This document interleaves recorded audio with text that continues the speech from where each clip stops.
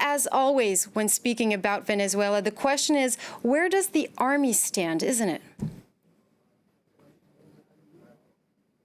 Well, yes, it does indeed, and it's still not clear. I mean, one thing we don't know is the reaction of key military units outside Caracas. I mean, I've seen pictures in the last few minutes of people demonstrating outside the main military base in Maracaibo, the second city, but it's not clear what the troops inside are doing. And a report from Maracay, which is where the main armored brigade is, says that the chief of the main military arsenal has been arrested by more junior officers. But again, we don't know what the tanks are doing.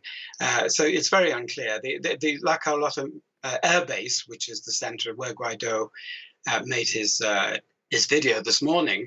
I've just seen pictures of the gates of the base being thrown open and people pouring in. Presumably Guaido and Lopez are in there as well. So earlier reports were saying that shots had been fired from inside the base at Guaido supporters, suggesting that it was still in the hands of government supporters, but that's less clear now. What we do know is that the very top brass of the military have come out and declared their support for the president. The defense minister, Vladimir Padrino, and the number two, Remigio Ceballos, they both said this is a tiny uprising by a bunch of disorientated lunatics, and that it's easily being dealt with. And that is the official line. This is an insignificant movement and is being put down. It's really crucial to see which way the military go, or if the military divide in any kind of serious way. We do know Guaido has been going around cultivating military units in recent times. What we don't know is which way they'll eventually decide to jump. Now, the U.S. has just reacted to what's happening in Venezuela today, saying that they support the Venezuelan people. But some analysts are hinting to the fact that perhaps Washington is supporting this so-called coup.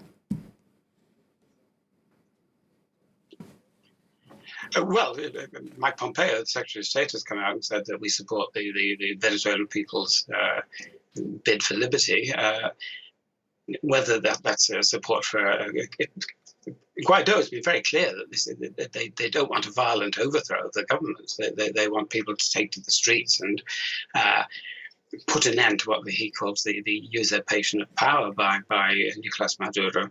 But he says this is acting completely within the framework of the Constitution. This is not a violent overthrow of a legitimate government. This is he is the legitimate president of Venezuela, he says, and he's seeking to assert that position with the support of the people, and he hopes the support of the military as well. He's called today, as he has before, for the support of the Venezuelan military personnel for his legitimate claim on the presidency.